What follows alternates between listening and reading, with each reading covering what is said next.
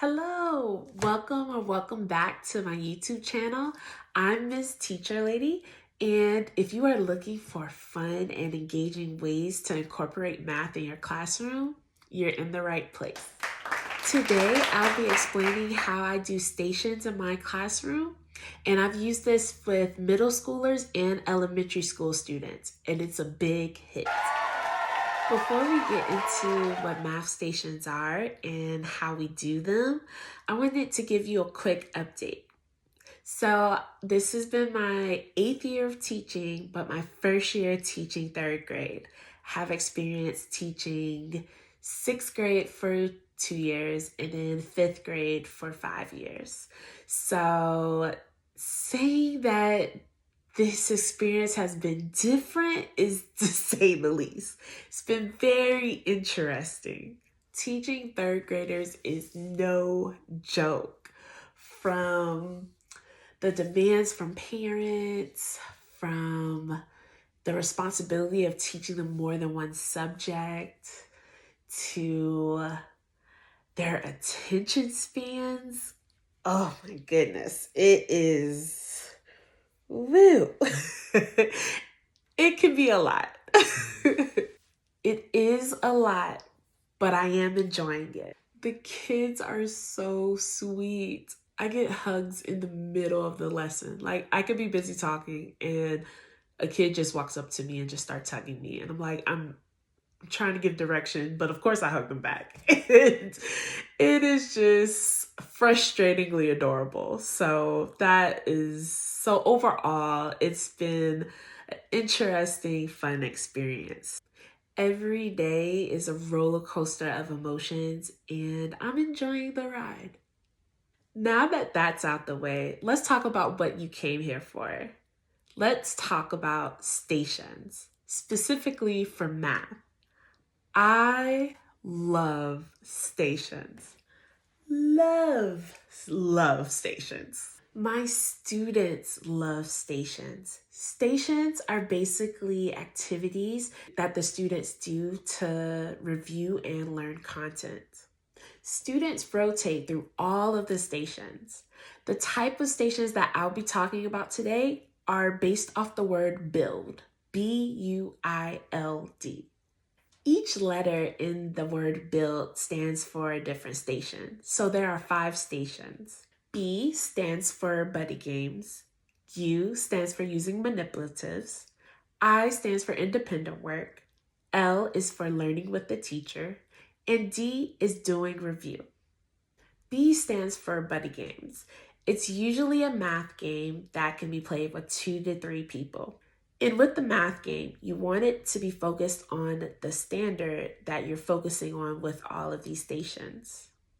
U stands for using manipulatives. This is where you could break out the base 10 blocks, the place value disc, the red, yellow counters, the fraction tiles, fraction circles, Cuisinart rods, whatever manipulatives you have. You could even, if you have a smart board in your room, use that as the manipulative.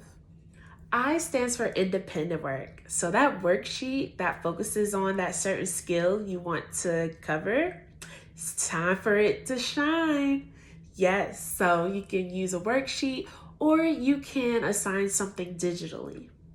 L stands with learning with the teacher. So this is your time where you can work with your small group and you can either reteach a concept or teach something new at this station. And whenever you have your gifted or high achieving group, this is your time to do that enrichment with them in a small group setting. And D, doing review. This is an activity where students are reviewing an old skill. Now let's talk about how they work. All of your stations are based on either 1 or 2 standards, except for the doing review station. So there are 5 stations. So if you have a class of 25, you can have groups of 5. That makes it great when each group comes to the learning with the teacher station, because when you're doing small group, you don't want to have more than 5 students at your station. 6 the most with small group. It just depends on, I just know that when I've done small groups and I had more than 5 students, I was, it was just a lot. Like I was like, oh, what are you doing? These students kind of moved on a little quicker, so I had to go to them, but then these students were waiting. You can't really have that full small group feel. So that's why I like the build, because it's no more than 5 students or 6 at a station. Each group gets about 10 to 15 minutes at each station, and you can use a timer on your phone, or if you have a regular timer, you can use that. Now, whatever you assign for each station, please make sure that it grabs and holds their attention for those 10 to 15 minutes. So when the timer goes off and the students have cleaned their station, they rotate to the next station. And how the stations work is that it goes by the letters in the word build. So if you're at buddy games, you go to using manipulatives. If you're at using manipulatives, you go to independent work. If you're at independent work, you rotate to learning with the teacher. If you are at learning with the teacher, you rotate to doing review. And then the doing review students, they rotate to buddy games. All groups will get to go to each station. So you could do all your stations in one day, or you could do like I do and split them amongst 2 days. And if you really have time, you could split them up throughout the whole week, maybe doing one station a day. Splitting the stations among more than one day gives you the leeway to have more time per station. So instead of 10 to 15 minutes per station, maybe you could do 15 to 20 if you have more time. With these stations, all the materials and signs are already set up around the classroom. You don't move the materials to each group moves to a station. So each station's materials and signs, it has its own area. Now let's talk about everyone's favorite word, differentiation.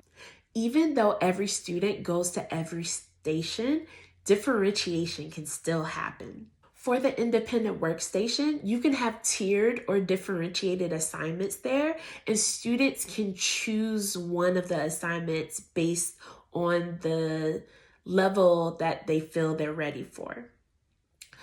Another way to differentiate is when you're at the learning with the teacher station. At this station, you can do enrichment, you can do teach the next grade level's content for your higher achieving learners, or you can differentiate down to go on the level whatever your students are at. So differentiation can happen at the learning with the teacher station as well as with the independent workstation. Now, let's talk about how to make these groups. Students are not choosing which station they go to. You are creating the groups. You can make the groups based off of data. So it can be exit tickets, which is what I usually do, or entry tickets. You can use a benchmark assessment, or you can use just any type of assessment, and that's how you can make your groups. So that's how the build stations work in math. Now let's talk about how to incorporate it in your classroom. In order for these stations to work in your classroom, you have to explicitly go over your expectations for all of the stations. I like to spend no more than 10 minutes going over all of the expectations for each station. In those 10 minutes, I'm explaining each station, the instructions on how to do the station, and what is expected of them at that station. I explain all of the stations using a PowerPoint. Then there is a slide that lets students know what station they start with and who is in their group. So lucky for you, I've already put time and energy into making these slides for these stations. So all you have to do is look at the description box below, make a copy, and edit away. I also have pre-made signs for each station. I like to print the signs out and put them on a pop-out color like yellow or pink or orange. And I print out those signs, and those signs have what station it is and the expectations of that station, and it's posted around the room where that station area is supposed to be. So if I have a Buddy Games poster that's taped on this side of the room, then that means that that station will be on that side of the room. And as you're going over the expectations and explaining each station, have kids point to like, all right, where is Buddy Games? And they'll point to that big B on the wall and that says Buddy Games underneath it. So that visually shows them, okay, I am supposed to be over here whenever I am doing that station. And the beauty with this, it helps because there is no excuse to why students should know where they're supposed to be in your classroom. It's organized chaos and we love it. We love it. It may look like chaos from the outside looking in, but those students will be at their station area based off of the signs that you put up in your classrooms. That's B.U.I.L.D, build math stations. So I have all the resources for you below in the description box. I have the build stations expectations and directions. I have an example of the build stations that I am doing with my third graders based off of the standard of multi-step word problems. So you get that example of how stations look. I have the build station signs that you put up around the room with your materials.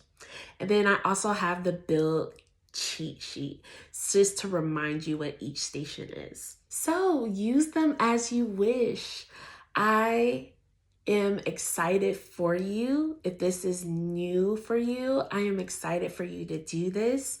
If you try this in your classroom, please, please, please comment below and tell me how it went. Also, if you're interested in trying this in your classroom, but you still have more questions, please comment below. I love answering questions. And if you made it this far in the video, pat yourself on the back.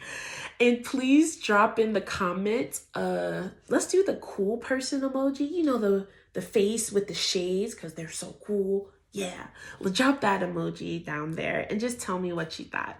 Yes, because you are so cool for sticking with me to the end of this video. All right, please like this video or subscribe to my channel. It will be greatly appreciated.